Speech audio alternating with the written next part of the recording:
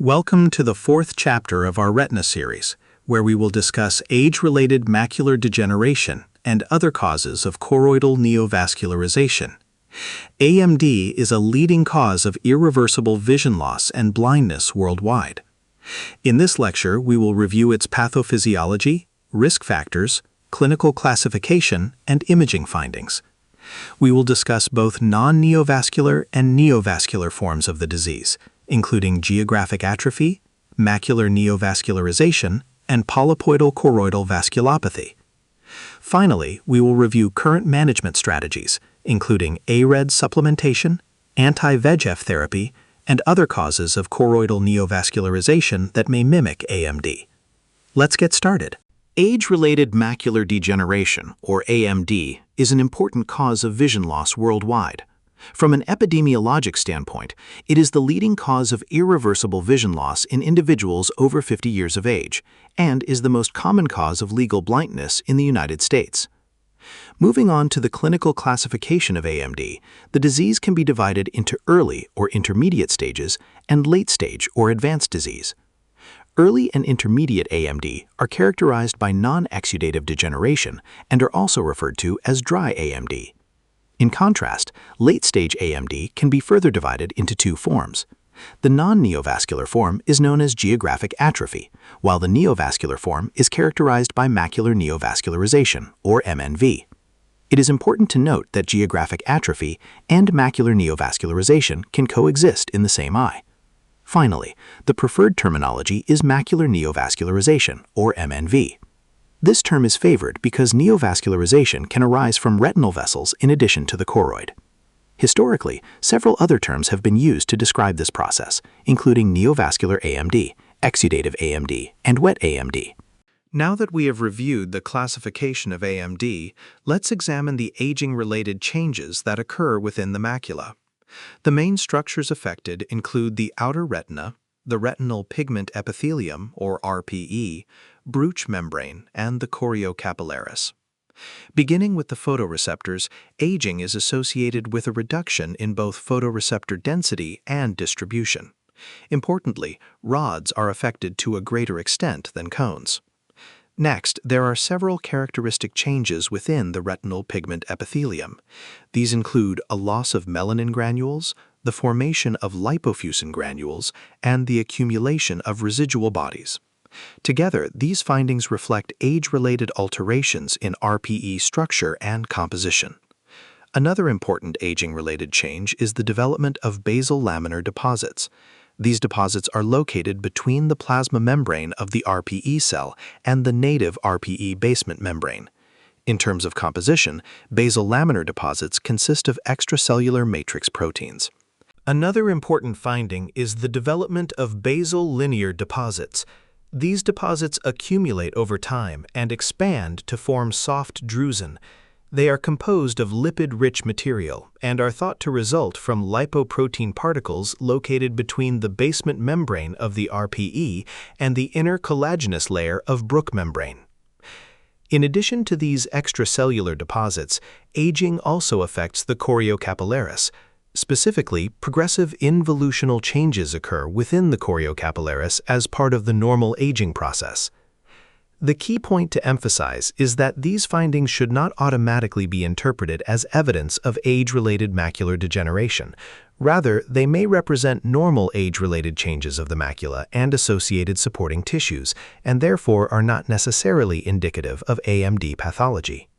Before moving on to drusen formation and AMD pathology, it is helpful to review the relevant anatomy and the locations of the age-related deposits we have discussed. At the top of this diagram are the photoreceptor outer segments, which interdigitate with the villus processes of the RPE. Within the RPE cells, pigment granules are present, and the RPE is bounded basally by the plasma membrane and the basement membrane of the RPE. Immediately beneath the RPE lies the region where basal laminar deposits accumulate. As shown in the figure, these deposits are located between the plasma membrane of the RPE cell and the native RPE basement membrane. Moving deeper, we encounter Bruch membrane.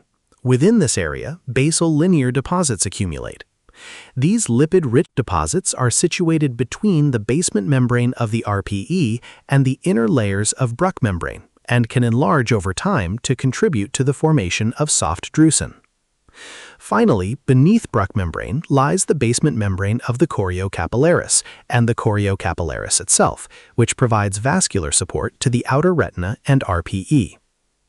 This anatomic relationship is important because it highlights the distinct locations of basal laminar and basal linear deposits, allowing us to better understand the structural changes that occur with aging and their relationship to AMD. Now let's discuss the risk factors associated with the development of AMD. These risk factors can be broadly divided into non-modifiable and modifiable categories. Beginning with the non-modifiable risk factors, the most important is increasing age. Additional non-modifiable factors include female sex, a family history of AMD, hyperopia, light iris color, and race. In contrast, modifiable risk factors represent factors that may potentially be altered or regressed. Among these, cigarette smoking is the most important modifiable risk factor for AMD. Other modifiable risk factors include hypertension, hypercholesterolemia, and cardiovascular disease. A high waist-to-hip ratio in men has also been associated with AMD, as have elevated levels of C-reactive protein and other inflammatory markers. When evaluating patients, it is important to recognize that AMD risk is influenced by both inherent patient characteristics and potentially modifiable systemic factors. In particular, increasing age remains the most significant non-modifiable risk factor, while cigarette smoking is the most significant modifiable risk factor. It is important to recognize the substantial role that genetics plays in disease susceptibility. Although the exact etiology of AMD remains poorly understood, its development is believed to result from an interplay between extrinsic and intrinsic risk factors. Among these, genetic predisposition is one of the most important contributors. Familial and population-based studies estimate that genetic factors account for approximately 55% or more of the total variability in AMD risk, and genome-wide association studies have identified more than 34 genetic loci associated with AMD across at least 19 chromosomes. Several biochemical pathways have been implicated in AMD pathogenesis. These include lipid transport and metabolism, exemplified by APOE, modulation of the extracellular matrix, involving genes such as COL8A1, COL10A1, MMP9, and TMP3, clearance of all trans-retinaldehyde from photoreceptors through ABCA4, angiogenesis through VEGF-A, and the complement cascade, which has been the most consistently implicated pathway in genetic studies. Focusing on the complement cascade, this system functions as a complex innate immune response that helps clear damaged cells, regulate inflammation, and opsonize foreign cells. Polymorphisms within several complement-related genes, including CFH, among many others, have been strongly linked to AMD risk.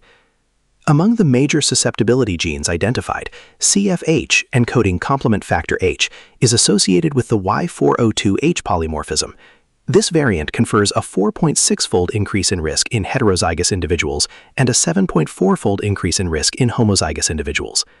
Another major susceptibility locus is ARMS2/HTRA1, where the A69S polymorphism is associated with a 2.7-fold increase in risk in heterozygous individuals and an 8.2-fold increase in risk in homozygous individuals. Importantly, when both of these susceptibility genes are homozygous for the associated mutations, the risk of AMD increases approximately 50-fold. Finally, despite the growing understanding of AMD genetics and the availability of genetic testing, the American Academy of Ophthalmology currently recommends deferring routine genetic testing for AMD until replicable studies have confirmed its value for prognostication or prediction of treatment response. We will now transition from the risk factors and pathogenesis of AMD to its clinical manifestations, beginning with non-neovascular or dry AMD. Dry AMD is defined by the presence of drusen. Drusen are round, yellow deposits located along the basal aspect of the RPE and are found predominantly in the post-equatorial retina. Histologically, drusen are associated with thickening of the inner Bruce membrane, as well as the presence of basal laminar and basal linear deposits.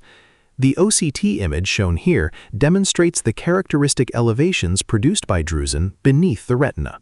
In addition to drusen, dry AMD may be associated with pigment epithelial detachments, or PEDs. Small PEDs may resemble large or soft drusen clinically. When a PED exceeds 350 microns in size, it is referred to as a drusenoid PED. As the disease progresses, abnormalities of the retinal pigment epithelium may become apparent. These changes can include RPE hypopigmentation, hyperpigmentation, or areas of atrophy. From a symptomatic standpoint, patients with non-neovascular AMD typically experience mild to moderate vision loss. They may also report decreased contrast sensitivity, reduced color vision, and impaired dark adaptation.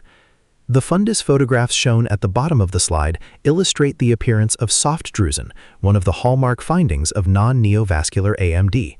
Together, the presence of drusen, associated RPE changes, and pigment epithelial detachments characterize the clinical picture of dry AMD. Now that we have defined dry AMD and introduced drusen as its hallmark feature, it is important to understand how drusen are classified and how their characteristics relate to the risk of disease progression. One method of classification is based on drusen size, as measured on OCT. Small drusen are less than 63 microns in diameter. Intermediate drusen measure between 63 and 124 microns, and large drusen are 125 microns or greater. In general, increasing drusen size, increasing drusen number, and increasing confluence are all associated with a greater risk of progression to both macular neovascularization, or MNV, and geographic atrophy, or GA. Drusen can also be classified by morphology. Hard drusen are well-demarcated lesions and are associated with the lowest risk of developing either MNV or geographic atrophy. In contrast, soft drusen are poorly demarcated and are associated with diffuse thickening of Bruch membrane. Over time, soft drusen may become confluent, meaning that adjacent drusen merge together and lose their distinct borders. Importantly, an increased number of soft drusen and the presence of confluent drusen are associated with a higher risk of both atrophy and macular neovascularization. A third category is reticular pseudodrusen. These lesions can appear similar to conventional drusen, although they are typically smaller and are often distributed in the superior macular region. On fundus autofluorescence and near-infrared imaging, they demonstrate a characteristic reticular pattern. Like confluent soft drusen, reticular pseudodrusen are associated with an increased risk of progression to both geographic atrophy and macular neovascularization. Taken together, drusen size, number, confluence, and subtype all provide important prognostic information, with larger, more numerous, confluent soft drusen and reticular pseudodrusen carrying the greatest risk for progression to advanced AMD. Reticular pseudodrusen are an important drusen subtype because of its association with progression to advanced AMD. The near-infrared reflectance image on the left demonstrates the characteristic multifocal, net-like, or reticular pattern of reticular pseudodrusen. The green arrows highlight representative areas of these lesions within the macula. Unlike conventional drusen, which are typically identified as deposits beneath the RPE, reticular pseudodrusen have a distinct appearance on multimodal imaging. On the OCT image shown on the right, reticular pseudodrusen can be seen as accumulations located above the RPE. The figure illustrates the characteristic peak-shaped and undulating appearances of these lesions on cross-sectional imaging. Recognizing reticular pseudodrusen is clinically important because they may resemble conventional drusen on examination, yet they represent a distinct entity with characteristic findings on near-infrared imaging and OCT. As discussed previously, the presence of reticular pseudodrusen is associated with an increased risk of progression to both geographic atrophy and macular neovascularization. This combination of a reticular pattern on near-infrared imaging and deposits visualized above the RPE on OCT helps distinguish reticular pseudodrusen from other drusen subtypes. Having reviewed the classification and clinical significance of drusen, let's now discuss the imaging modalities used to evaluate drusen in AMD and the characteristic findings seen with each technique. We will begin with fluorescein angiography, or FA. The angiographic appearance of drusen can vary depending on their type and size. Small, hard drusen typically demonstrate early hyperfluorescence associated with a window defect. In contrast, soft drusen, confluent drusen, and drusenoid pigment epithelial detachments tend to show late homogeneous staining, which occurs due to pooling of fluorescein within the sub-RPE space. The fluorescein angiogram shown in the upper right image demonstrates numerous drusen distributed throughout the macula. These lesions appear as multiple punctate hyperfluorescent spots, creating a speckled pattern of fluorescence across the posterior pole. Next, spectral domain optical coherence tomography, or SDOCT, provides cross-sectional visualization of drusen morphology. Both small and large drusen appear as nodular elevations beneath the RPE. Importantly, these elevations occur without associated intraretinal or subretinal fluid. The OCT image in the lower right corner illustrates several large drusen. Notice the smooth dome-shaped elevations of the RPE created by the underlying deposits. The overlying retinal architecture remains relatively preserved, and there is no evidence of intraretinal or subretinal fluid, consistent with non-neovascular AMD. SDOCT is also useful for identifying reticular pseudodrusen. Unlike conventional drusen, reticular pseudodrusen are located above the RPE and beneath the inner segment ellipsoid layer, making their location distinct on cross-sectional imaging. Finally, enhanced depth imaging OCT, or EDOCT, allows improved visualization of deeper ocular structures, particularly the choroid and the choroidal scleral interface. This modality is helpful for AMD characterization because it provides greater detail regarding choroidal architecture. An important observation is that eyes with AMD often demonstrate reduced choroidal thickness. Together, fluorescein angiography, SDOCT, and EDOCT provide complementary information, allowing clinicians to evaluate drusen morphology, determine their location, assess for associated fluid, and better characterize the structural changes associated with AMD.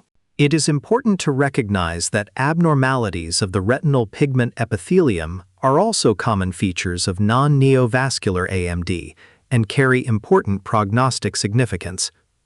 Characteristic RPE findings include focal areas of hyperpigmentation or hypopigmentation, intraretinal pigment migration, focal atrophy, and, in more advanced cases, geographic atrophy. These changes reflect progressive alterations of the retinal pigment epithelium and are commonly encountered during the course of dry AMD.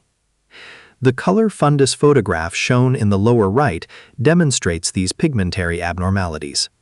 Multiple areas of hyperpigmentation are visible throughout the macula, appearing as dark pigment clumps interspersed among drusen. These RPE abnormalities can also be evaluated with imaging. On FA, hyperpigmented regions block the underlying fluorescence, producing areas of reduced signal. On SDOCT, pigment migration may appear as hyperreflective foci within the outer retina. These hyperreflective foci are often seen overlying drusen or drusenoid pigment epithelial detachments and represent migration of pigment into the neurosensory retina. An important clinical point is that the incidence of these pigmentary abnormalities increases with age. Furthermore, their presence is not merely descriptive, it has prognostic significance. The development of RPE abnormalities is associated with an increased risk of progression to advanced AMD. We will now focus on geographic atrophy, or GA, which represents the advanced form of non-neovascular AMD. Clinically, geographic atrophy is characterized by contiguous atrophic lesions measuring greater than 175 microns in diameter. As the retinal pigment epithelium becomes absent or depigmented, the underlying choroidal vasculature becomes increasingly visible. Associated structural changes include thinning of the outer retina, and in some cases, attenuation or atrophy of the choriocapillaris. The imaging examples shown on this slide highlight these characteristic findings across multiple modalities. Beginning with the image on the left, the fundus autofluorescence image demonstrates a large, well-demarcated area of hypofluorescence in the macula. This dark region corresponds to an area of geographic atrophy and sharply contrasts with the surrounding retina, making the boundaries of atrophy readily identifiable. Moving to the center image, the OCT demonstrates loss of both the photoreceptors and the retinal pigment epithelium. Notice the thinning of the outer retinal layers within the atrophic region. In addition, there is marked hypertransmissibility of the OCT signal into the deeper tissues, a consequence of the loss of the overlying RPE that normally blocks signal penetration. Finally, the fluorescent angiogram on the right demonstrates the classic appearance of geographic atrophy on FA. The atrophic area appears as a well-circumscribed window defect, allowing increased visualization of the underlying choroidal fluorescence because of the absence of normal RPE. The incidence of geographic atrophy increases with age. A notable feature of the disease is that it often spares the fovea until relatively late stages, allowing many patients to maintain central visual acuity despite progressive enlargement of the atrophic lesions. On average, geographic atrophy enlarges at a rate of approximately 1.79 square millimeters per year. The rate of enlargement is influenced by factors including the baseline lesion size and the pattern of adjacent fundus autofluorescence findings. Turning to visual outcomes, approximately 10% of AMD patients with visual acuity of 2200 or worse have geographic atrophy. Because the fovea is frequently spared early in the disease course, patients may preserve central vision until foveal involvement occurs. Even as atrophy enlarges, some patients are able to utilize eccentric fixation, which can permit continued reading and performance of other detail-oriented visual tasks. However, visual decline can become substantial as the disease progresses. Approximately 12 to 20% of patients ultimately develop severe vision loss. An additional clinical consideration is that functional deficits may precede obvious progression of geographic atrophy. Specifically, reduced contrast sensitivity and decreased microperimetry sensitivity may be associated with pseudodrusen and may serve as indicators before further progression of geographic atrophy becomes apparent. As we continue reviewing non-neovascular AMD, there are several additional abnormalities that may be encountered as the disease evolves. One important concept is that drusen are not necessarily permanent structures. Over time, drusen may resorb, and this process can be associated with the development of RPE atrophy, dystrophic lipidization, and calcification. One consequence of this process is the formation of calcific or refractile drusen. These appear as crystalline or refractile lesions within the macula and result from calcification of pre-existing drusen. Another important finding is pigment migration. In this process, pigment-laden cells, including RPE cells or macrophages, migrate into the photoreceptor layer. Clinically, this produces focal pigment clumps and areas of reticulated hyperpigmentation. Importantly, the presence of pigment migration may serve as a predictor of progression to late-stage AMD. In addition, OCT may reveal a finding known as outer retinal tubulation. This entity is particularly important because it can mimic exudative fluid and therefore be mistaken for neovascular activity. The OCT image shown on the right demonstrates multiple outer retinal tubulations, highlighted by the arrows. These structures appear as ovoid hyporeflective spaces surrounded by hyperreflective borders. They are typically located within the outer nuclear layer and have a characteristic tubular configuration. Rather than representing fluid accumulation, outer retinal tubulations are thought to reflect rearrangement of degenerating photoreceptors following retinal injury. Recognizing this distinction is important when interpreting OCT images, as these lesions represent a degenerative structural change rather than active exudation. After reviewing the characteristic findings of non-neovascular AMD, it is important to consider several conditions that can mimic dry AMD and should be included in the differential diagnosis. One such condition is central serous chorioretinopathy, or CSR. CSR can produce RPE alterations and pigment epithelial detachments that may resemble AMD on clinical examination. However, an important distinguishing feature is the presence of a thickened choroid on enhanced depth imaging OCT. This contrasts with AMD, in which the choroid is often normal in thickness or relatively thin. Another important consideration is pattern dystrophies. These are inherited disorders of the retinal pigment epithelium and are often inherited in an autosomal dominant fashion. Patients may demonstrate characteristic patterns of hyperpigmentation within the macula, including reticular or butterfly-shaped configurations, which can help differentiate these disorders from AMD. Adult-onset foveomacular vitelliform dystrophy, or AOFVD, may also resemble dry AMD. This condition is characterized by unilateral or bilateral yellow subretinal lesions located between the photoreceptor layer and the RPE. In addition, AOFVD is associated with increased subfoveal choroidal thickness, which can provide a useful diagnostic clue. Finally, drug-related maculopathy should also be considered. Exposure to certain medications can result in RPE modeling and macular atrophy that may clinically resemble AMD. In these cases, the absence of large drusen may help distinguish medication-related changes from true age-related macular degeneration. This slide illustrates a classic example of adult-onset vitelliform dystrophy, or AOFVD. The color fundus photograph on the left demonstrates a solitary, well-circumscribed yellow lesion centered in the macula. This characteristic yellow vitelliform material is located in the foveal region and can resemble large drusen or other macular deposits, making it an important clinical mimic of AMD. The OCT image on the right provides further characterization of the lesion. The cross-sectional scan demonstrates accumulation of hyperreflective material between the photoreceptor layer and the retinal pigment epithelium, corresponding to the yellow lesion seen clinically. The surrounding retinal architecture is relatively preserved.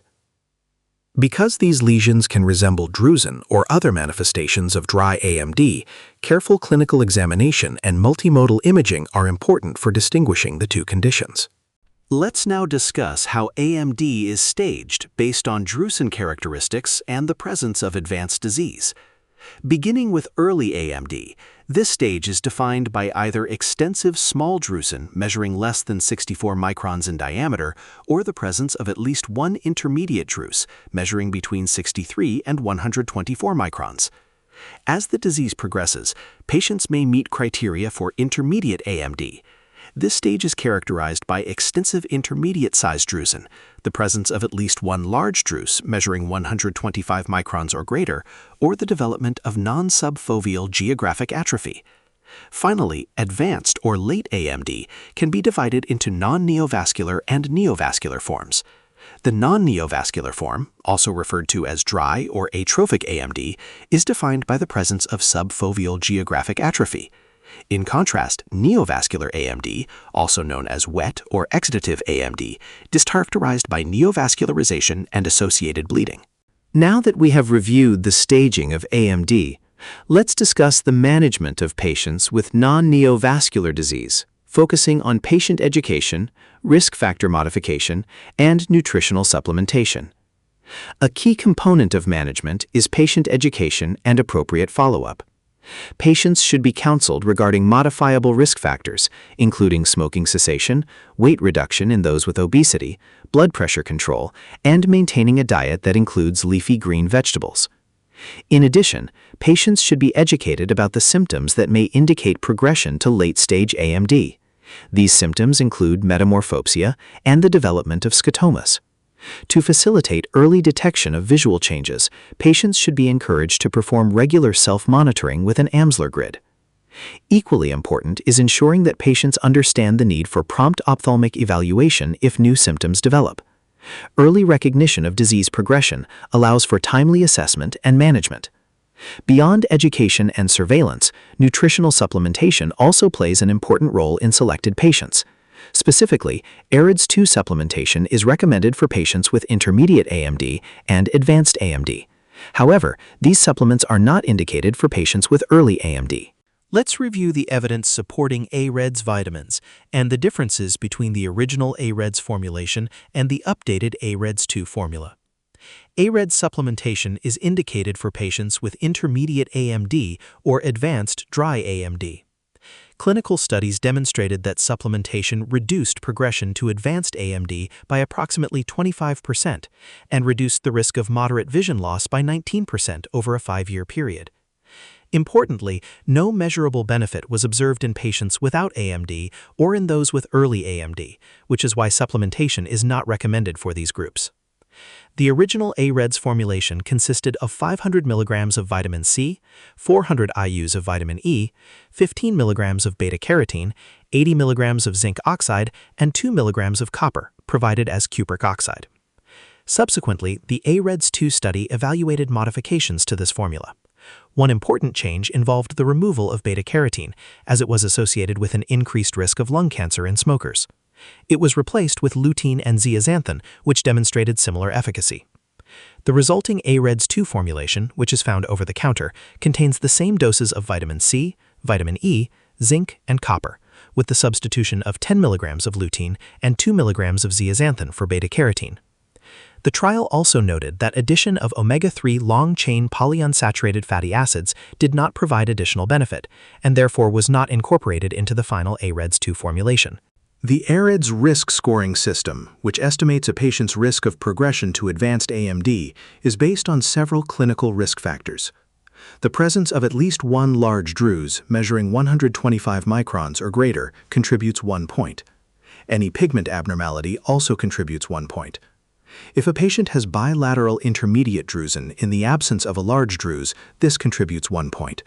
Finally, the presence of neovascular AMD contributes 2 points. Once the total score is calculated, it can be used to estimate the likelihood of progression to advanced AMD over both 5 and 10-year time horizons. Patients with a risk score of 0 have an estimated 5-year risk of 0.5% and a 10-year risk of 1%. A score of 1 increases the risk to 3% at 5 years and 7% at 10 years.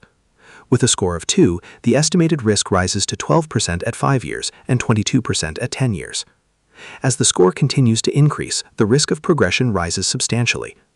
A score of 3 is associated with a 25% risk at 5 years and a 50% risk at 10 years. Patients with the maximum score of 4 have an estimated 50% risk of progression within 5 years and 67% risk within 10 years. The key point is that relatively simple clinical findings, large drusen, pigmentary abnormalities, bilateral intermediate drusen, and neovascular AMD can be combined into a practical risk assessment tool. As the AREDS risk score increases, the probability of progression to advanced AMD increases markedly, helping guide patient counseling, follow-up, and management decisions. Having reviewed non-neovascular AMD, we will now transition to neovascular, or wet AMD, the form of advanced AMD characterized by macular neovascularization, or MNV. The defining feature of neovascular AMD is the development of abnormal new blood vessels within the macular region. These vessels arise in response to a pro-angiogenic environment created by degenerative changes involving Bruch membrane and potentially the choriocapillaris. Importantly, macular neovascularization is not limited to a single vascular source. New vessels may arise from the choriocapillaris or from the neurosensory retina, which is one reason the term macular neovascularization is preferred over older terminology that implied only a choroidal origin. As these abnormal vessels develop, they have a tendency to leak fluid or bleed. The resulting exudation and hemorrhage disrupt the normal retinal architecture and are responsible for much of the vision loss associated with neovascular AMD. Over time, untreated or progressive macular neovascularization may evolve into a fibrovascular complex. In more advanced cases, this process can culminate in the formation of a hypertrophic fibrotic discorum scar, representing end-stage cicatricial disease. Having introduced the pathophysiology of neovascular AMD, let's now discuss how these patients typically present clinically, including both their symptoms and examination findings. Patients with neovascular AMD often present with a relatively sudden decrease in vision. Common symptoms include metamorphopsia, reflecting distortion of central vision, as well as the development of paracentral scotomas. Because these symptoms may signal the onset of macular neovascularization, regular Amsler grid self-testing can be an effective method for early detection of disease progression. On examination, several characteristic clinical signs may be present. These include subretinal or intraretinal fluid, including cystoid macular edema, as well as exudation and hemorrhage resulting from leakage from abnormal new vessels. Additional findings may include a pigment ring or a green-green membrane, irregular elevation of the retinal pigment epithelium or pigment epithelial detachment, RPE tears, and a characteristic C-fan pattern of subretinal vessels. The color fundus photograph shown in the upper right demonstrates an advanced fibrovascular lesion with associated disc-form scarring. Notice the extensive central area of fibrosis and pigmentary alteration, representing the end-stage consequence of chronic macular neovascularization. This image illustrates how untreated or progressive neovascular AMD can ultimately result in severe structural disruption of the macula. The OCT image shown below demonstrates a fibrovascular pigment epithelial detachment, marked by the asterisk. There is also associated subretinal fluid, highlighted by the arrowhead. The irregular elevation of the RPE and the presence of fluid are characteristic findings of active neovascular disease and reflect leakage from the underlying neovascular complex. Taken together, the combination of new visual symptoms, subretinal or intraretinal fluid, hemorrhage, pigment epithelial detachments, and evidence of fibrovascular tissue are hallmark features of neovascular AMD and should prompt timely evaluation and treatment. There are three major types of macular neovascularization, which are classified based on the anatomic location of the neovascular complex relative to the retinal pigment epithelium. Beginning with type 1 macular neovascularization, historically referred to as occult choroidal neovascularization, these vessels originate from the choriocapillaris. The neovascular tissue grows through Bruch membrane, but remains beneath the retinal pigment epithelium, occupying the sub-RPE space. The upper diagram illustrates this relationship. Notice how the neovascular complex arises from the choroid, penetrates Bruch membrane, and expands beneath the RPE, while remaining separated from the neurosensory retina. Because of its sub-RPE location, type 1 MNV may be associated with leakage, hemorrhage, and the development of vascularized serous or fibrovascular pigment epithelial detachments. When fibrovascular PEDs are present, they typically demonstrate an irregular contour. In contrast, type 2 macular neovascularization, historically known as classic choroidal neovascularization, extends beyond the RPE into the space between the RPE and the neurosensory retina. This location places the neovascular tissue within the subretinal space. The lower diagram demonstrates this pattern. Here, the neovascular complex arises from the choroid, traverses Bruch membrane and the RPE, and then proliferates above the RPE beneath the neurosensory retina. Clinically, type 2 lesions often appear as lacy or green-green lesions on examination. It is also important to recognize that some patients demonstrate features of both type 1 and type 2 neovascularization. These mixed lesions contain both sub-RPE and subretinal components and have historically been referred to as minimally classic choroidal neovascularization. Unlike types 1 and 2 MNV, which originate from the choroidal circulation, type 3 lesions arise from the deep retinal capillary plexus. From this intraretinal origin, the neovascular complex grows downward toward the retinal pigment epithelium. The schematic on the right illustrates this process. Notice that the neovascular lesion begins within the retina itself and extends deeper toward the RPE, rather than growing upward from the choroid. This retinal origin is the distinguishing feature of type 3 MNV. Clinically, intraretinal pigment migration may be observed before the lesion becomes fully apparent and may serve as an early sign of lesion development. On examination, type 3 MNV may present as a small area of red discoloration within the retina. Associated retinal exudation and subretinal fluid may also be present as the lesion progresses and becomes more active. Therefore, while type 1 MNV remains beneath the RPE and type 2 MNV extends into the subretinal space above the RPE, type 3 MNV is unique in that it originates from the deep retinal capillary plexus and grows downward toward the RPE. Understanding these anatomic differences is important because they form the basis for the current classification of macular neovascularization in neovascular AMD. Some patients may have neovascular AMD without evidence of fluid, hemorrhage, or other signs of active exudation. Specifically, non-exudative neovascular AMD refers to type 1 macular neovascularization located beneath the RPE without associated intraretinal fluid, subretinal fluid, or hemorrhage.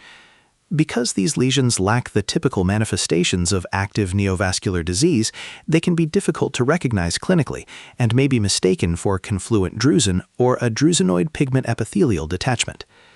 From a diagnostic standpoint, these lesions are best identified using OCT angiography, or OCTA, and indocyanine green angiography, or ICGA. Structural SD-OCT may also provide clues to their presence. Findings can include a low-lying irregular pigment epithelial detachment, or the so-called double layer sign. The OCT image shown in the lower right demonstrates the double layer sign, indicated by the arrow. This appearance reflects separation between the RPE and Bruch's membrane, creating two distinct hyperreflective layers on OCT. It is important to note that this finding is not specific for non-exudative neovascular AMD and may also be seen in polypoidal choroidal vasculopathy. Although these lesions are asymptomatic and lack exudation, they have important clinical implications. Their presence is associated with an increased risk of progression to exudative AMD. As shown on the slide, the risk of developing exudative disease within 1 year is approximately 21% in eyes with these lesions, compared with 4% in eyes without them. Interestingly, non-exudative neovascular lesions may also have a protective effect against the development of local geographic atrophy. Now that we have reviewed the clinical manifestations of macular neovascularization, let's examine the fluorescein angiographic features of these lesions. Historically, fluorescein angiography was the primary method used to classify macular neovascularization before the development of OCT and OCT angiography. Because the neovascular complex lies above the RPE, the lesion is often readily visualized and becomes increasingly hyperfluorescent as fluorescein leaks into the surrounding tissue. In contrast, occult macular neovascularization, corresponding to type 1 MNV, appears as a more diffuse and poorly defined area of hyperfluorescence. This pattern can present in one of two forms. The first form is a fibrovascular or vascularized serous pigment epithelial detachment. On fluorescein angiography, these lesions are associated with irregular elevation of the RPE and demonstrate progressive stippled leakage as the study progresses.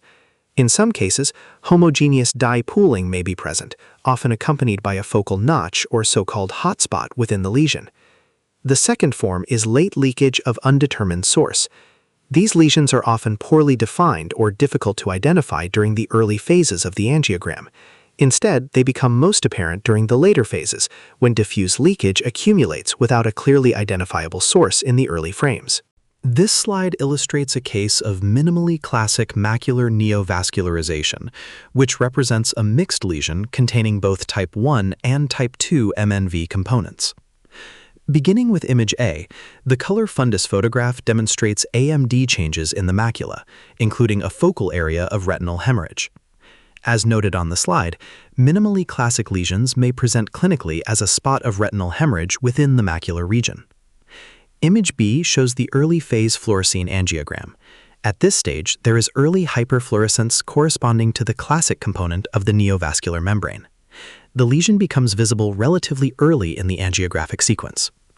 Moving to image C, the late phase fluorescein angiogram demonstrates progressive leakage from the lesion. In addition to leakage from the central neovascular complex, there is surrounding stippled hyperfluorescence that also increases in intensity during the late phases of the study. This combination of an early visible component with later leakage is characteristic of minimally classic MNV.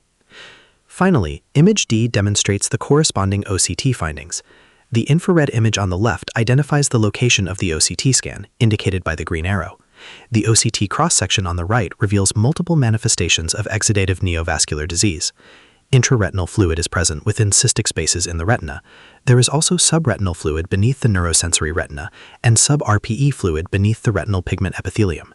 In addition, subretinal hyperreflective material is visible, representing the neovascular complex. This case highlights the multimodal imaging features of minimally classic macular neovascularization, the combination of early angiographic hyperfluorescence with progressive late leakage on fluorescein angiography, together with intraretinal, subretinal, and sub-RPE fluid on OCT, reflects the mixed type 1 and type 2 nature of these lesions. ICGA is especially useful when blood, pigment, scar tissue, or a pigment epithelial detachment obscures the neovascular lesion on fluorescein angiography. In these situations, visualization of the underlying vascular complex can be challenging with FA alone.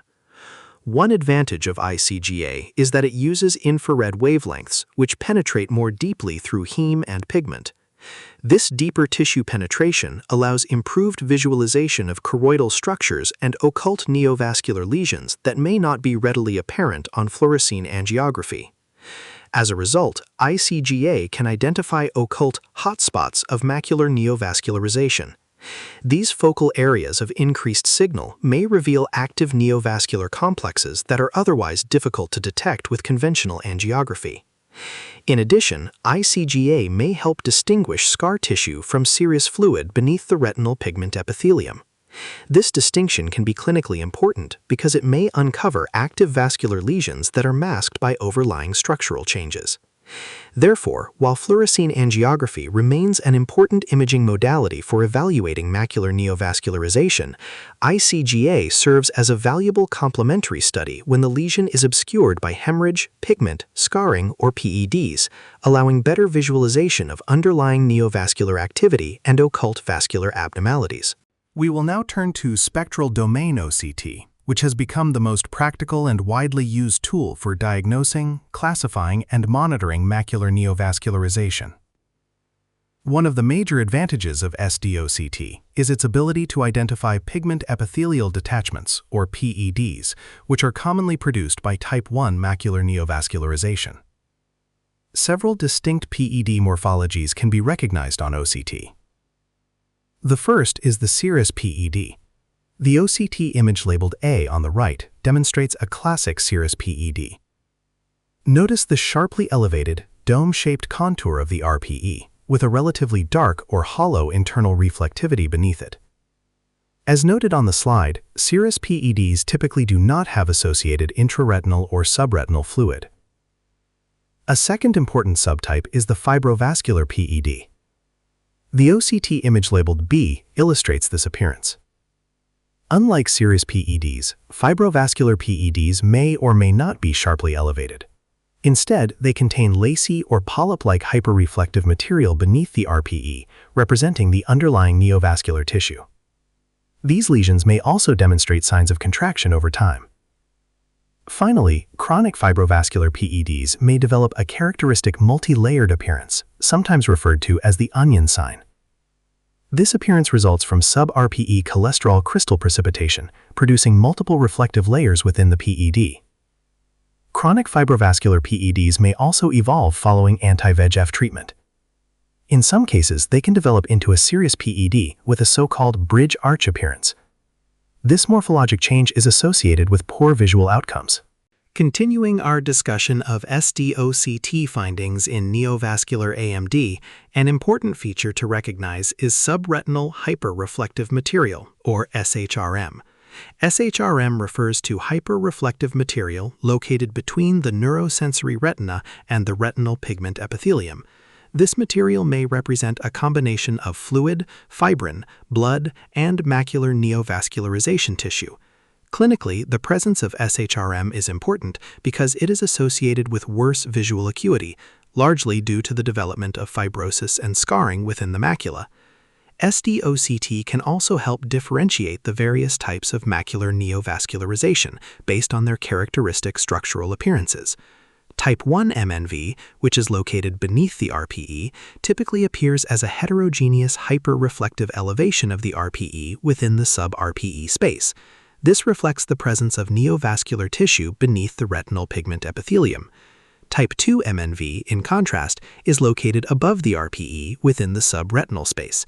On OCT, it appears as a hyperreflective band or plaque in the subneurosensory space and is commonly associated with subretinal and/or intraretinal fluid. Type 3 MNV demonstrates a different appearance because it originates from the deep retinal capillary plexus.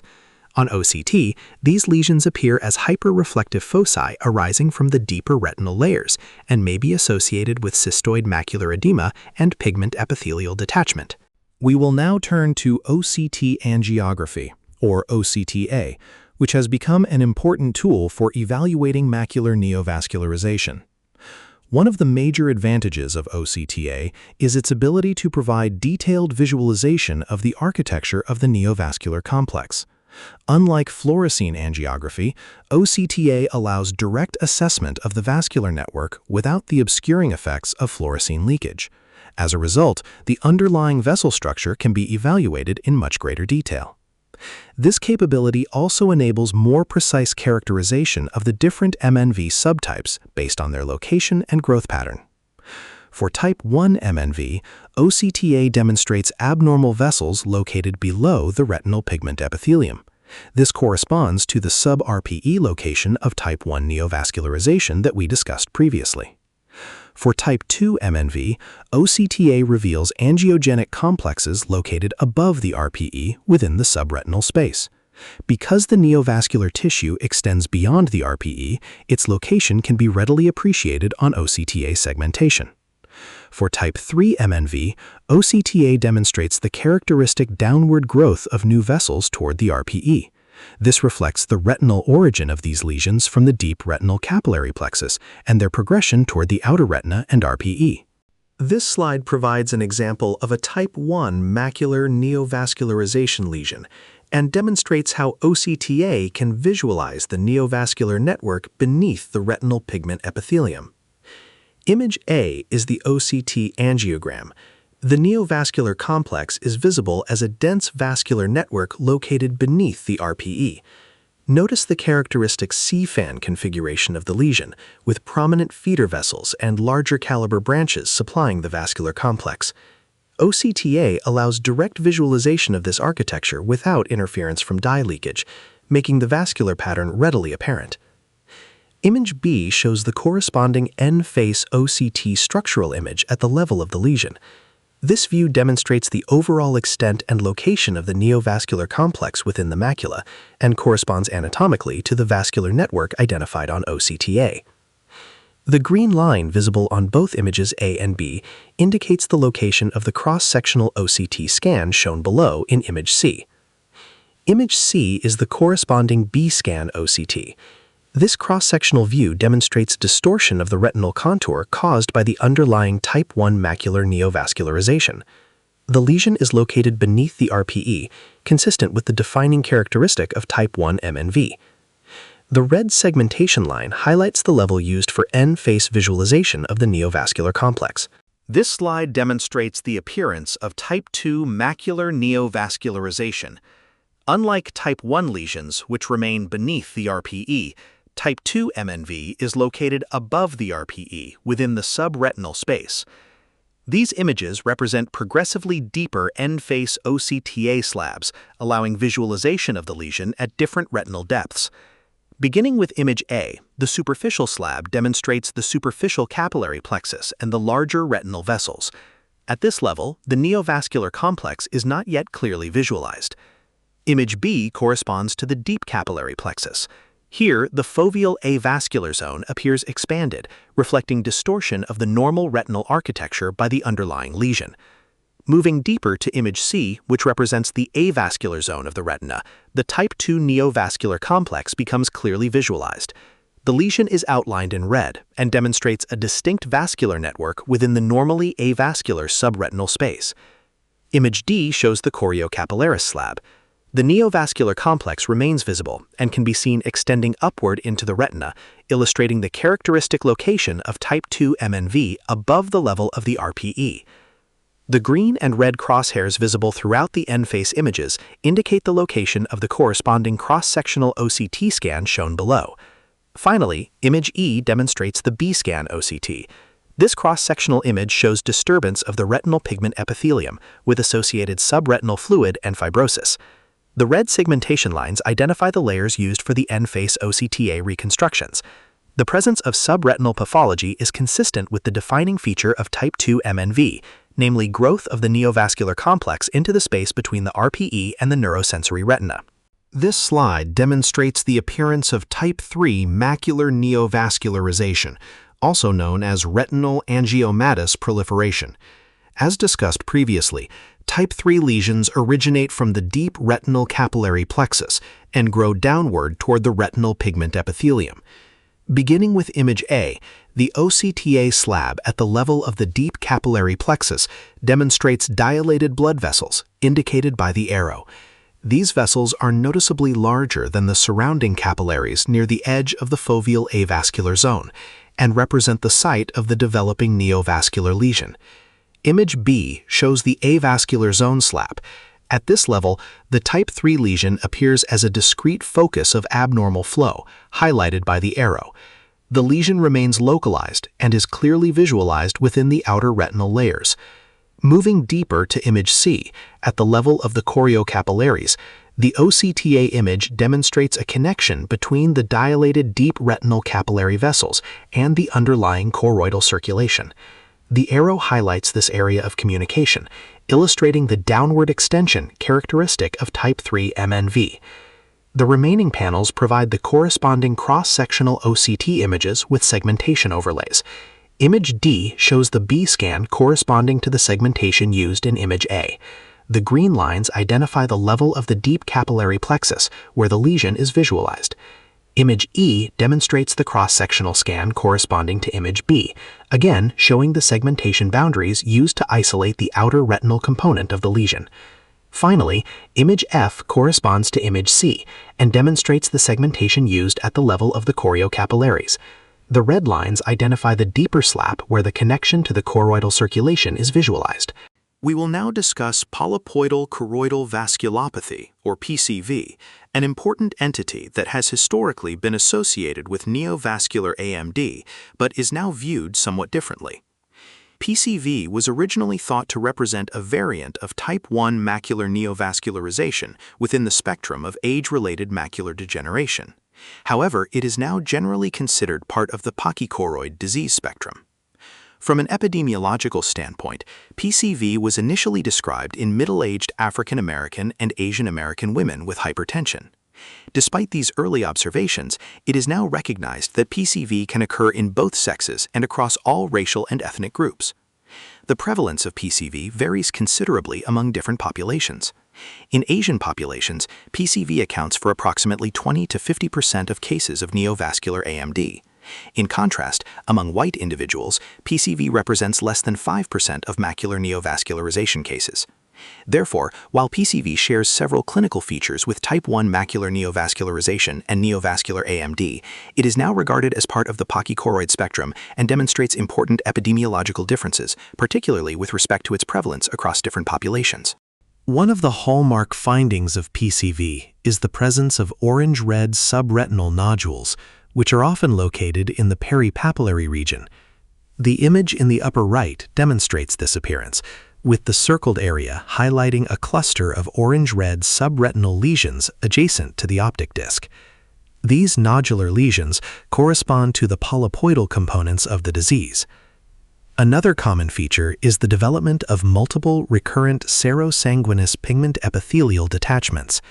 These PEDs are frequently located in the peripapillary region, but may also be multifocal or extend into the peripheral fundus.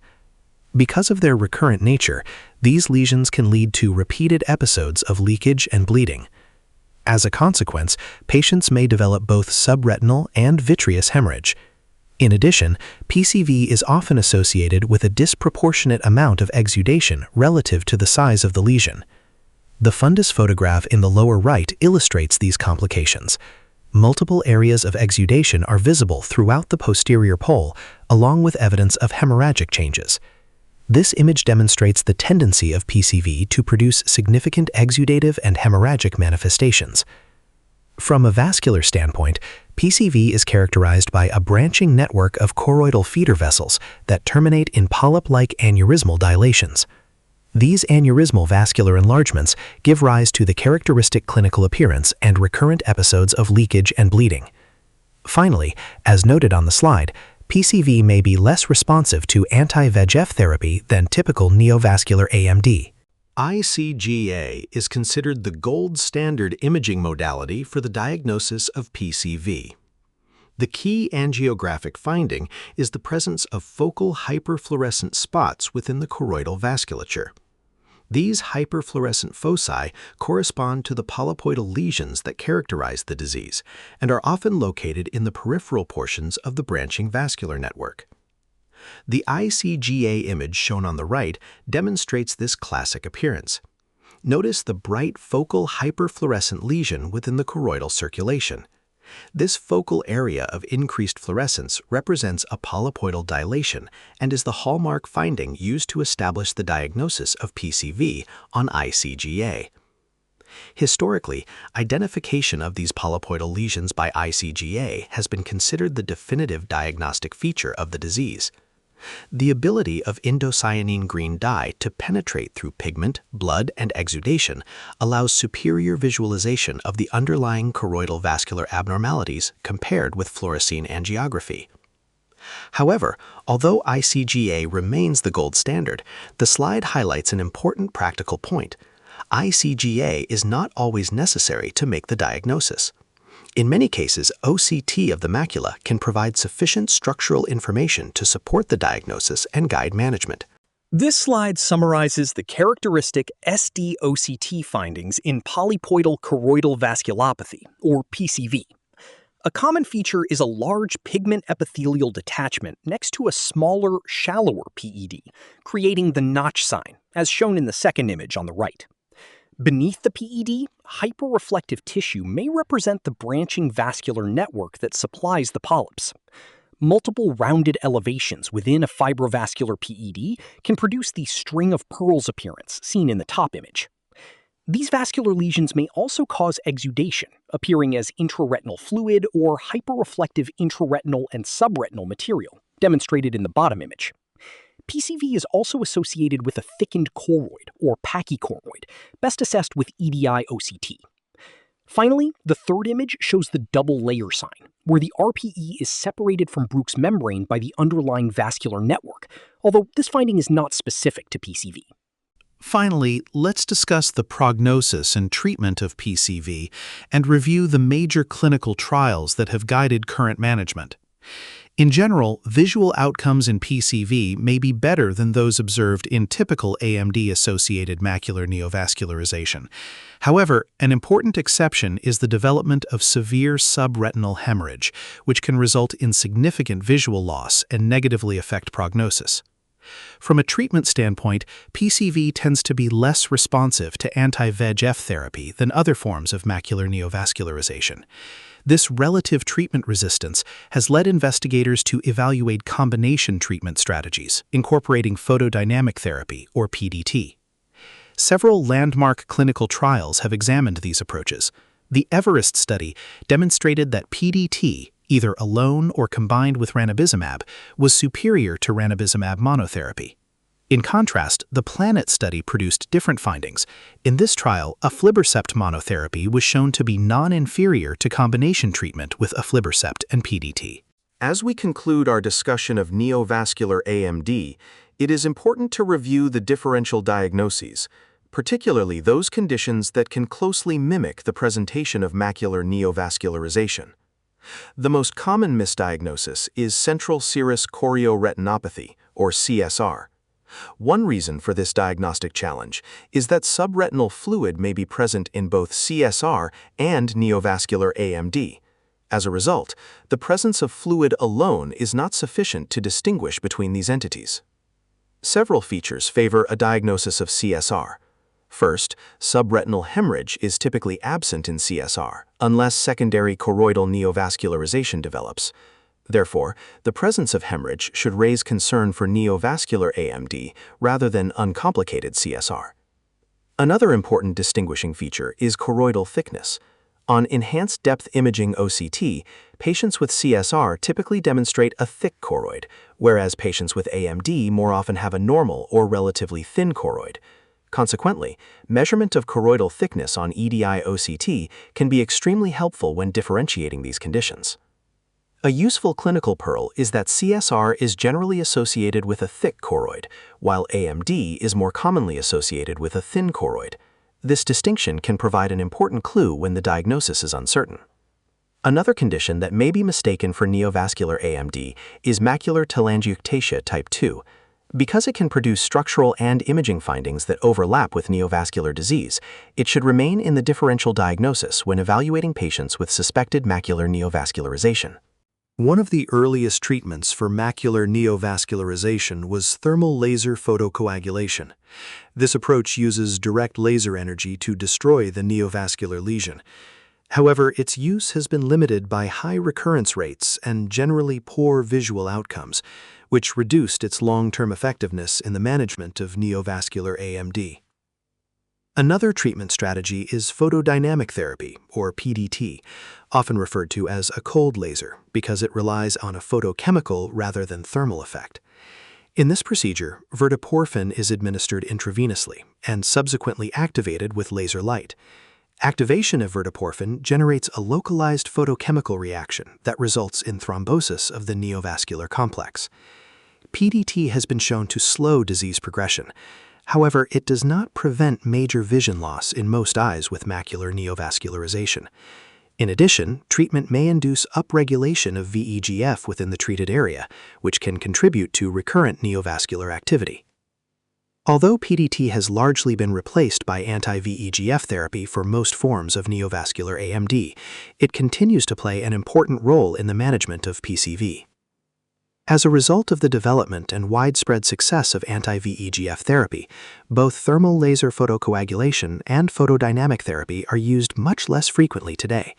Nevertheless, understanding these treatment modalities remains important because they represent the foundation of earlier neovascular AMD management and continue to have selected applications, particularly in PCV. Now that we have reviewed historical treatment modalities for neovascular AMD, we can better understand the rationale behind anti-angiogenic therapy, which targets the molecular pathways responsible for neovascularization. Angiogenesis refers to the formation of new blood vessels from pre-existing vessels. This process occurs through a series of coordinated steps. Initially, there is vasodilation and increased vascular permeability, followed by degradation of the extracellular matrix. Endothelial cells then migrate and proliferate, ultimately leading to the formation and maturation of new capillaries. In retinal disease, the primary driver of angiogenesis is vascular endothelial growth factor, or VEGF. VEGF plays a central role in the development and maintenance of macular neovascularization, and is therefore the major therapeutic target in neovascular AMD. VEGF exerts several important biologic effects. It promotes angiogenesis, increases vascular permeability, induces lymphangiogenesis, and helps prevent endothelial cell apoptosis. Collectively, these actions support the growth and survival of abnormal vascular networks and contribute to the leakage and exudation seen in neovascular AMD. The VEGF family consists of several related growth factors, including VEGF-A, B, C, D, and placental growth factor. Among these, VEGF-A has been identified as the principal mediator of pathologic angiogenesis in retinal disease. For this reason, most anti-VEGF therapies currently used in ophthalmology are designed to target VEGF-A. By inhibiting this key signaling molecule, these treatments reduce vascular permeability, suppress neovascular growth, and help control the exudative manifestations of neovascular AMD. The rationale for anti-VEGF therapy stems from the observation that VEGF levels are elevated in AMD-associated macular neovascularization. This finding supports a causal role for VEGF in pathologic neovascularization and provides the foundation for therapies designed to block its activity. The clinical impact of anti-VEGF treatment has been profound.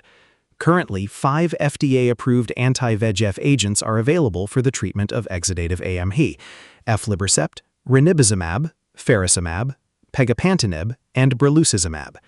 In addition, bevacizumab is widely used as an off-label treatment option. An important principle in management is that earlier diagnosis and treatment are associated with better long-term visual outcomes. Prompt recognition of neovascular disease and initiation of therapy can help preserve vision and limit irreversible retinal damage. One of the major challenges of anti-VEGF therapy, however, is the need for repeated intravitreal injections. Ongoing treatment is typically required to achieve and maintain optimal outcomes because suppression of neovascular activity often must be sustained over time. Several treatment strategies have been developed to balance efficacy with treatment burden. Fixed dosing involves administering injections at predetermined intervals regardless of disease activity. PRN dosing involves monitoring patients and treating only when signs of recurrent activity are detected. A third approach is the treat and extend strategy, in which treatment intervals are gradually lengthened when the disease remains controlled and shortened if recurrence occurs. Overall, anti-VEGF therapy has dramatically improved visual outcomes for patients with neovascular AMD. In addition to transforming individual patient care, these therapies have fundamentally altered the epidemiology of blindness associated with neovascular AMD by substantially reducing the rate of severe vision loss that was common before the anti-VEGF era. Let's now begin by examining the individual agents, starting with pegaptanib, marketed as Macugen. Pegaptanib was the first FDA-approved intravitreal anti-VEGF agent, receiving approval in 2004. Its development marked an important milestone in the treatment of neovascular AMD and helped establish VEGF inhibition as a viable therapeutic strategy. Mechanistically, pegaptanib is an RNA oligonucleotide ligand, also known as an aptamer. Unlike many newer anti-VEGF agents, pegaptanib selectively targets the VEGF165 isoform, rather than inhibiting all VEGF-A isoforms. Clinically, treatment with pegaptanib was shown to slow vision loss in patients with neovascular AMD. However, its effects were primarily focused on reducing the rate of visual decline, rather than producing the substantial visual improvements seen with later generation agents. As more potent therapies became available, pegaptanib was largely replaced in clinical practice. Newer anti-VEGF medications inhibit all VEGF isoforms and demonstrated superior efficacy, leading to improved visual outcomes compared with selective VEGF165 inhibition alone.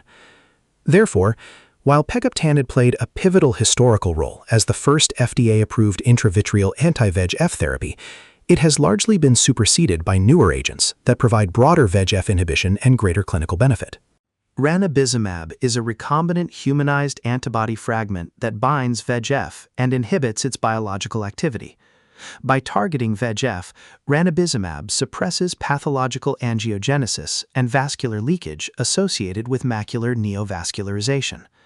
The efficacy of ranibizumab was established in two pivotal clinical trials, the Marina and Anchor studies. These trials demonstrated visual outcomes that were substantially better than those achieved with previous treatment modalities. At 12 months, approximately 95% of ranibizumab-treated eyes lost fewer than 15 ETDRS letters, compared with approximately 60% of eyes treated with sham therapy or photodynamic therapy. In addition to preventing vision loss, ranibizumab also produced meaningful visual improvement. A gain of 15 or more ETDRS letters was achieved in 30 to 40% of ranibizumab-treated eyes, compared with fewer than 5% of control eyes. The benefits of treatment were maintained over time. At 24 months, approximately 90% of treated eyes continued to lose fewer than 15 ETDRS letters, and the visual acuity gains achieved during the first year of treatment were preserved. These results represented a major shift in the management of neovascular AMD. Prior therapies primarily slowed the rate of visual decline, whereas ranibizumab demonstrated that a significant proportion of patients could actually experience meaningful improvements in vision.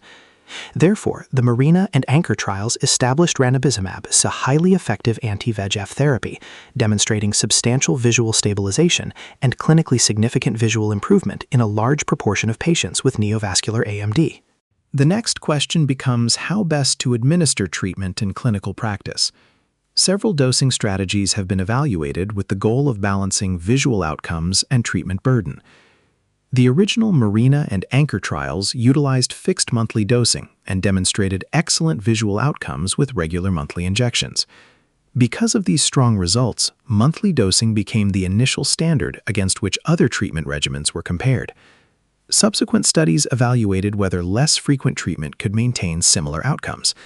In the PEER and EXCITE trials, quarterly dosing produced initial visual acuity gains that were comparable to those achieved with monthly therapy. However, these benefits diminished over time, suggesting that quarterly treatment was insufficient to maintain long-term disease control. Another approach is PRN, or as-needed dosing. In general, PRN treatment has produced outcomes that are either comparable to or somewhat less favorable than fixed monthly dosing. Results have varied among studies. In the Horizon study, patients lost much of the visual acuity improvement that had been achieved during prior monthly therapy. In contrast, the Harbor study found no significant differences in visual acuity or anatomical outcomes between monthly and PRN treatment strategies. More recently, the Treat and Extend, or TAE approach, has gained widespread acceptance. With this strategy, patients continue to receive treatment at every visit, but the interval between injections is gradually extended when the disease remains inactive. Evidence supporting this approach comes from the Trend study, which demonstrated that ranibizumab Treat and Extend therapy was non-inferior to monthly treatment at 1 year. Importantly, Treat and Extend maintained visual outcomes similar to those achieved with monthly dosing, while reducing the overall injection burden. Taken together, these studies demonstrate the trade-off between treatment frequency and disease control. While monthly dosing established the benchmark for efficacy, treat and extend strategies have emerged as an effective alternative that preserves visual outcomes while reducing the number of injections and clinic visits required for long-term management. Aflibercept, marketed as Eylea, differs from ranibizumab in both its molecular structure and binding profile. Aflibercept functions as a soluble VEGF receptor decoy. It is engineered by combining extracellular domains of VEGF receptor 1 and VEGF receptor 2 with the Fc region of IgG. This design allows aflibercept to bind multiple angiogenic factors, including VEGF-A, VEGF-B, and placental growth factor. The efficacy of aflibercept in neovascular AMD was established in the pivotal VIEW-1 and VIEW-2 clinical trials. These studies demonstrated that aflibercept treatment regimens were non-inferior to monthly ranibizumab, establishing aflibercept as an effective alternative anti-VEGF therapy. One of the key findings from these trials was that following the initial loading phase, every 8-week dosing was able to maintain the visual gains achieved with treatment. This finding was particularly important because it suggested that many patients could be treated less frequently than with monthly therapy, while still maintaining favorable outcomes. However, the trials also demonstrated that not all patients respond identically. In eyes with persistent exudative activity, continued monthly dosing produced better visual and anatomical outcomes than every 8-week treatment, indicating that some patients may require more intensive therapy. Overall, the major clinical takeaway is that aflibercept provides visual and anatomical outcomes comparable to those achieved with monthly ranibizumab. Furthermore, many patients can be successfully maintained on an every 8-week dosing schedule after completion of the loading injections, potentially reducing treatment burden while preserving efficacy. Bevacizumab, marketed as Avastin, is one of the most widely used treatments for neovascular AMD, despite its off-label status in ophthalmology. Bevacizumab is a full-length monoclonal antibody directed against VEGF. Unlike ranibizumab, which was specifically developed for intraocular use, bevacizumab was originally approved by the FDA for the treatment of systemic cancers. Nevertheless, it has been widely adopted as an intravitreal therapy for neovascular AMD because of its effectiveness and substantially lower cost. Compared with ranibizumab, bevacizumab is a larger molecule and contains 2 antigen binding domains, whereas ranibizumab contains a single antigen binding domain. Because of its larger molecular structure, bevacizumab also has a longer intravitreal and systemic half-life. Another major distinction is cost.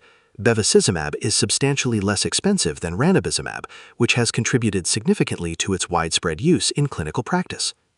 The pivotal study comparing these agents was the CAT trial. The primary finding of this study was that bevacizumab provided efficacy comparable to ranibizumab while maintaining a markedly lower treatment cost. As a result, bevacizumab became a commonly used off-label anti-VEGF agent for neovascular AMD. Its combination of comparable efficacy and significantly lower cost has made it an important treatment option in routine clinical practice. We now come to faricimab SVOA, marketed as Vabysmo, a newer agent that introduced a different therapeutic approach for the treatment of neovascular AMD. Faricimab is notable for being the first bispecific antibody approved for neovascular AMD. Unlike earlier agents that target VEGF alone, faricimab simultaneously inhibits both VEGF-A and angiopoietin-2, or ANG2. By targeting these two pathways, faricimab addresses both vascular permeability and vascular instability, which are key contributors to the development and persistence of macular neovascularization. The efficacy of faricimab was evaluated in the pivotal Tenea and Lucerne clinical trials. These studies demonstrated that faricimab achieved visual acuity outcomes that were non-inferior to aflibercept. In addition, OCT findings showed similar anatomic improvements between the two treatment groups. One of the most important findings from these trials was the durability of treatment response.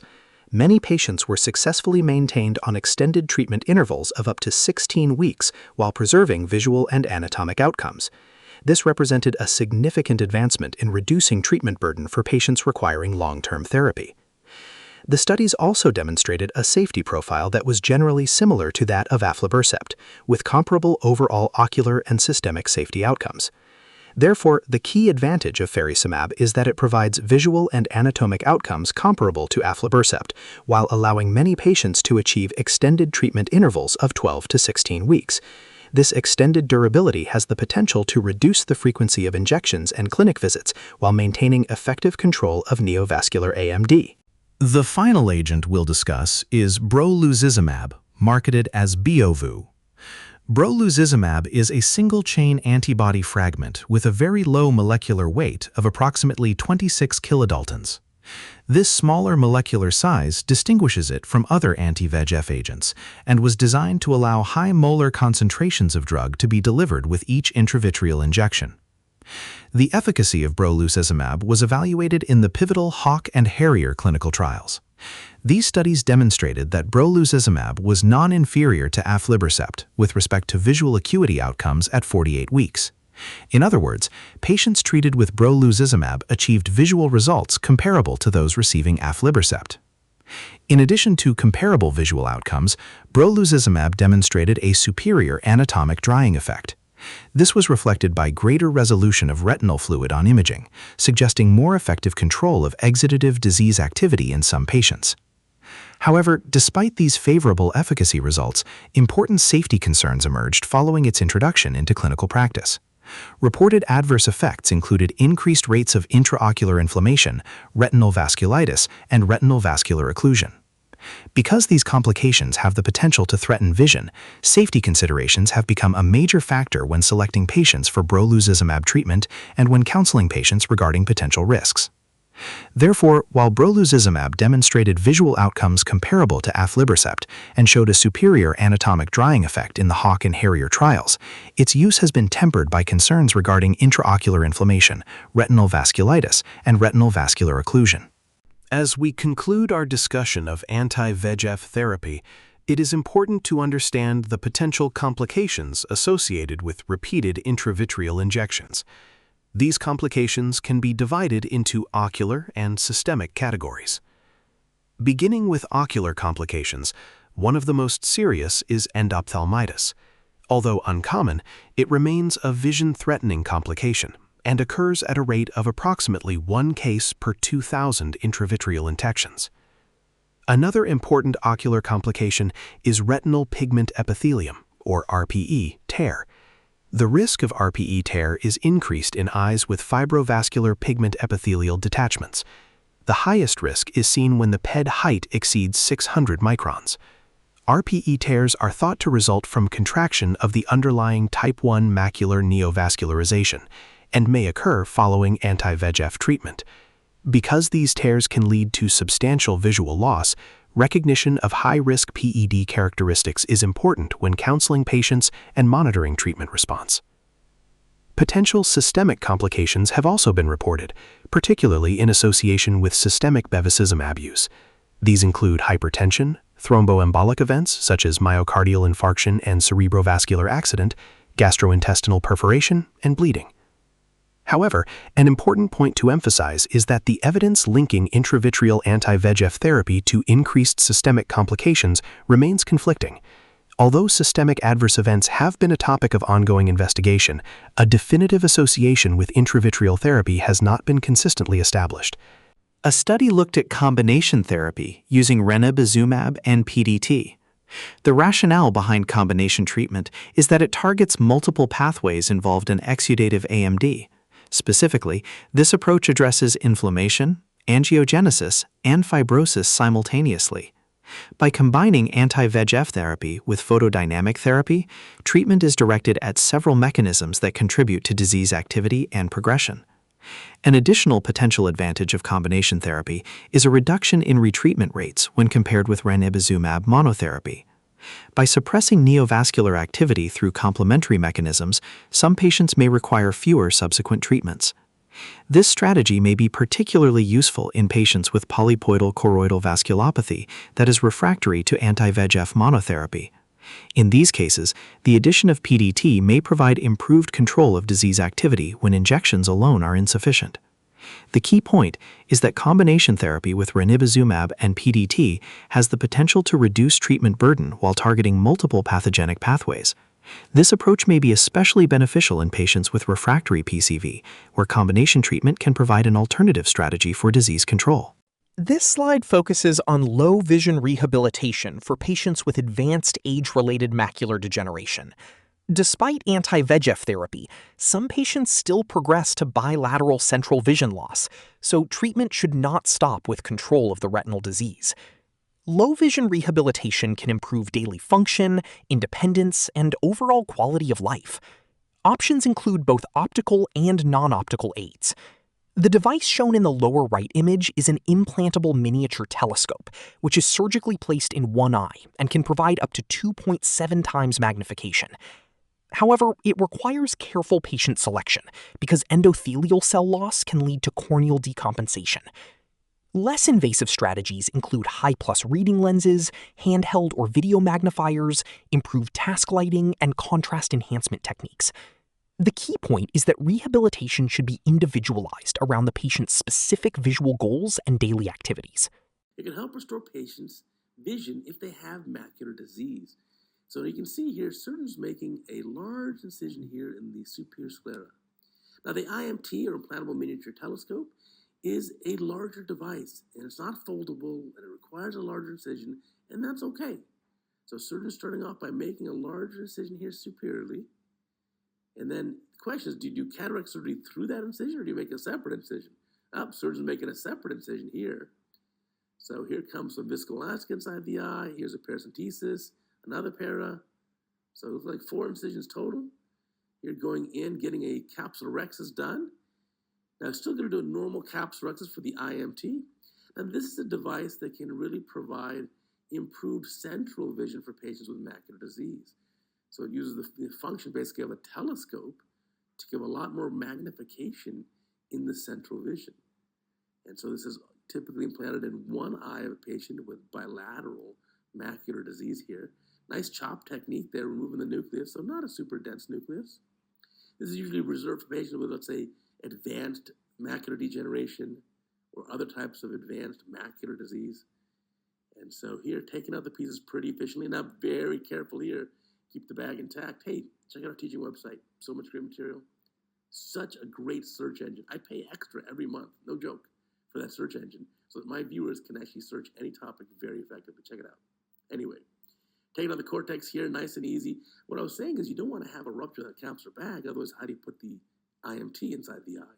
So there's the viscoelastic filling up the capsular bag. Now, entering the eye through that superior scleral incision there. So a nice looking scleral tunnel here, kind of like an MSICS procedure. Widen that up. Looks like at least 6 millimeters wide, perhaps a bit more. And going nice tunnel length, so nicely into the cornea a little bit as well. Here comes the keratome entering the AC now. Let's see, there you go. And then widen that up. And the IMT is placed inside the eye. And so, lucky thing here, patients are not super concerned with any kind of astigmatism. So if it's a typical degree of astigmatism or less, it's really typically of minimal concern. Here comes the device. You can see it comes in an injector here. And you're going to implant it. Again, it's a larger incision for sure. And so when this is going to get implanted inside the eye, put it right in the capsular bag. And I'd like to add this to our library. Now we've got 2,200 plus videos in our Cataract Coach library. And it's nice to have a full library. So when there are new techniques and technologies that I haven't featured before, I'm definitely inclined to feature them just like this. So now when you go to cataractcoach.com and you search for implantable miniature telescope, now we've got a video for it. There it is. You can see it comes out with these 3 haptics, and then there's the central telescope right there in the middle. And now you can take out the viscoelastic and seal up the incisions here. You could put a suture in the incision, although it may seal on its own as well. I'm inclined to put a suture in most of these scleral incisions. There we go, I agree. Here comes the suture going in. Looks like a vicro suture of some design. So tie that up. There you go. And then close the conjunctiva.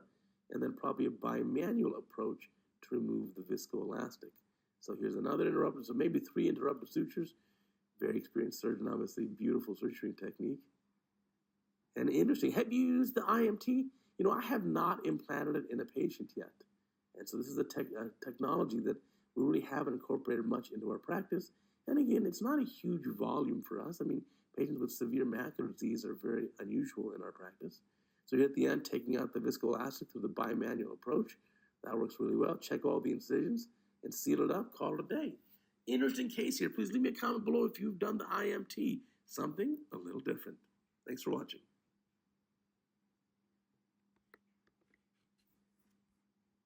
It is important to remember that AMD is not the only cause of choroidal neovascularization. A variety of other ocular conditions can lead to the development of CNV and may ultimately result in atrophy, fibrosis, scarring, and central vision loss.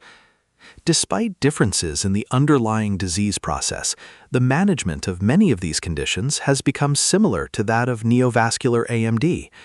In particular, current treatment strategies frequently rely on intravitreal anti-VEGF therapy as the primary approach for controlling neovascular activity and preserving vision. Several important examples include ocular histoplasmosis syndrome, angioid streaks, pathologic myopia, and idiopathic choroidal neovascularization. Each of these conditions can disrupt normal retinal and choroidal anatomy, creating an environment that promotes the development of choroidal neovascularization. Importantly, these examples represent only a small subset of the many disorders that can produce CNV. Therefore, when evaluating a patient with choroidal neovascularization, it is essential to consider the broader differential diagnosis and not assume that AMD is the underlying cause in every case. The key takeaway is that while AMD is the most common cause of CNV, numerous other conditions can produce similar neovascular complications, and intravitreal anti-VEGF therapy remains the cornerstone of management for many of these disorders. First on the differential, let's begin with presumed ocular histoplasmosis syndrome, or POHS, an important cause of CNV that can mimic neovascular AMD. POHS is associated with Histoplasma capsulatum, a fungal organism that is endemic to the Mississippi and Ohio River valleys. Infection occurs through inhalation of the organism, followed by hematogenous dissemination. Although the initial infection is often clinically silent, chorioretinal scarring may persist and lead to ocular manifestations many years later. Several characteristic clinical features help establish the diagnosis. Patients develop small, atrophic, punched-out chorioretinal scars, commonly referred to as histospots. These lesions are typically located in the mid-periphery or posterior pole. Additional findings may include linear peripheral atrophic tracts and characteristic juxtapapillary chorioretinal scars. The fundus photograph shown on the right demonstrates these classic findings. Multiple well-circumscribed punched-out chorioretinal scars are visible surrounding the optic nerve, along with a prominent juxtapapillary chorioretinal scar. These pale atrophic lesions represent the characteristic histospots seen in POHS. The disease is bilateral in more than 60% of patients. An important distinguishing feature is that vitreal inflammation is characteristically absent, helping differentiate POHS from inflammatory chorioretinal disorders. Over time, chorioretinal neovascularization may develop within the macula, representing the major vision-threatening complication of the disease. As a result, patients are often asymptomatic until CNV develops. When neovascularization occurs, patients may present with vision loss, metamorphopsia, or paracentral scotomas. We will now discuss angioid streaks, another important cause of choroidal neovascularization and central vision loss. Angioid streaks appear as irregular dark red-brown lines radiating outward from areas of peripapillary atrophy surrounding the optic nerve. These streaks represent cracks or dehiscences within a thickened and calcified Bruch's membrane. Because Bruch's membrane becomes structurally weakened, patients are predisposed to the development of choroidal neovascularization and its associated visual complications. The fundus photograph on the right demonstrates the classic appearance of angioid streaks. Notice the dark linear streaks extending outward from the optic disc in a radial pattern. These irregular lines correspond to breaks within the calcified Bruch's membrane and are characteristic of this condition. Angioid streaks are also notable for their association with several systemic disorders, which can be remembered using the mnemonic PEPSI. The most common association is pseudoxanthoma elasticum, or PXE, which is linked to mutations in the ABCC6 gene. Other associated conditions include Ehlers-Danlos syndrome, Paget's disease of bone, sickle cell anemia, and idiopathic cases in which no underlying systemic disorder is identified. From an imaging standpoint, fluorescein angiography typically demonstrates window defects with late staining along the streaks, reflecting the abnormalities within Bruch's membrane and the overlying retinal pigment epithelium. Therefore, angioid streaks are characterized by radiating red-brown lines emanating from the optic nerve, representing breaks in a calcified Bruch's membrane. Recognition of these lesions is important not only because of their risk for choroidal neovascularization, but also because they may be the first clue to an associated systemic disease, such as pseudoxanthoma elasticum. We will now take a closer look at pseudoxanthoma elasticum, or PXE, which is the systemic condition most commonly associated with angioid streaks. PXE is characterized by abnormalities of elastic tissue throughout the body and produces several distinctive systemic manifestations. One of the classic findings is the so-called plucked chicken appearance of the skin, shown in the photograph at the upper right. Notice the yellowish papules and wrinkled cobblestone-like texture of the skin on the neck, which is characteristic of PXE. In more severe cases, systemic involvement can be significant. Patients may develop calcific coronary arteriosclerosis, gastrointestinal bleeding, and cerebrovascular bleeding, reflecting widespread involvement of elastic tissue and blood vessels. PXE is also associated with several characteristic fundus findings. Optic disc drusen may be present, and patients can develop peripapillary or peripheral atrophic scars. Of particular importance are comet lesions and their associated tails, which are considered pathognomic for PXE. The fundus photograph in the lower center demonstrates these comet tail lesions. Notice the small round white atrophic lesions accompanied by tapering tails extending from them, producing the characteristic comet tail appearance. The image on the lower right demonstrates what is referred to as comet rain, consisting of multiple comet-like lesions distributed throughout the fundus. These lesions represent another characteristic retinal manifestation of PXE. Another important retinal finding is peau d'orange, which refers to a mottled appearance of the retinal pigment epithelium. This finding reflects underlying abnormalities of Bruch's membrane and is often seen in patients with PXE. From a visual standpoint, patients with angioid streaks are often asymptomatic unless the lesions involve the subfoveal region. As long as the fovea remains unaffected, visual acuity may remain relatively preserved, despite the presence of extensive angioid streaks.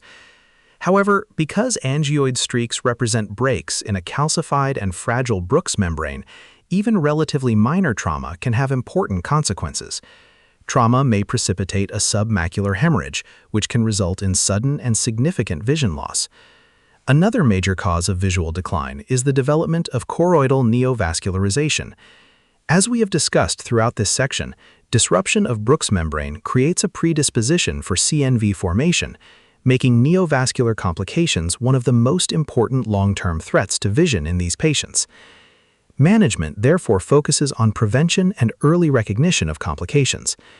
Because of the increased risk of choroidal rupture following even minor blood trauma, patients should be advised to wear protective safety glasses whenever appropriate. In addition, a new diagnosis of angioid streaks should prompt evaluation for an underlying systemic disorder, including PXE, Ehlers-Danlos syndrome, Paget's disease of bone, and sickle cell anemia. We will now discuss pathologic myopia, another important cause of choroidal neovascularization that can lead to central vision loss. High myopia is generally defined as a refractive error of at least -6.00 diopters, or an axial length of 26.5 millimeters or greater. However, the definition of pathologic myopia has evolved over time and is now based less on refractive error alone and more on the presence of myopic maculopathy. Myopic maculopathy encompasses a spectrum of degenerative changes that occur as the eye elongates. These changes may include diffuse chorioretinal atrophy, patchy chorioretinal atrophy, lacquer cracks, and myopic choroidal neovascularization. Diffuse chorioretinal atrophy represents widespread thinning and degeneration of the retina, retinal pigment epithelium, and choroid. As the disease progresses, more focal areas of degeneration may develop, producing patchy chorioretinal atrophy. Another characteristic finding is the presence of lacquer cracks, which are breaks in Bruch's membrane that result from progressive mechanical stretching of the posterior pole. These structural abnormalities are clinically important because they predispose patients to the development of myopic choroidal neovascularization. As noted on the slide, CNV occurs in approximately 5 to 10% of eyes with an axial length of 26.5 millimeters or greater. The current first-line treatment for myopic CNV is anti-VEGF therapy. Multiple studies have demonstrated sustained regression of myopic neovascular lesions following treatment, and visual acuity often stabilizes or improves. An important distinction from neovascular AMD is that many patients with myopic CNV respond after only 1 or 2 injections. As a result, ongoing repeated injections are frequently unnecessary, and the overall treatment burden is often substantially lower. Historically, laser photocoagulation was used for the treatment of myopic CNV. However, this approach is no longer routinely employed because of its high risk of complications. In particular, laser-induced scars may enlarge over time and can eventually extend into the macula, leading to progressive vision loss. PDT may also be beneficial in selected cases. Because PDT selectively targets the neovascular complex, it may produce less collateral retinal damage than thermal laser photocoagulation while still treating the abnormal vessels. The key point is that anti-VEGF therapy has become the preferred treatment for myopic CNV because it frequently results in regression of the neovascular lesion, stabilization or improvement of vision, and often requires only a limited number of injections compared with the long-term treatment regimens commonly needed in neovascular AMD. This slide emphasizes that choroidal neovascularization, or CNV, is not synonymous with AMD. When CNV occurs, the differential should be organized by cause. Degenerative etiologies include AMD, pathologic myopia, and angioid streaks. Heretodegenerative conditions include Stargardt disease, optic disc drusen, and vitelliform maculopathy. Inflammatory and infectious disorders are another major category, including multifocal choroiditis, ocular histoplasmosis, serpiginous-like choroiditis, toxoplasmosis, and Vogt-Koyanagi-Harada syndrome. CNV may also arise adjacent to neoplastic lesions, such as choroidal nevi, hemangiomas, or metastatic tumors. Traumatic causes include choroidal rupture and injury from intense photocoagulation. Finally, when imaging and clinical evaluation reveal no identifiable underlying disease, the lesion is classified as idiopathic CNV. The key clinical point is that CNV in a younger patient or in someone without typical AMD findings should prompt a broader search for an inflammatory, inherited, traumatic, or neoplastic cause. This wraps up the 4th chapter of our Retina series. I hope you enjoyed this discussion and have a better grasp for age-related macular degeneration and its mimickers. See you in the next chapter.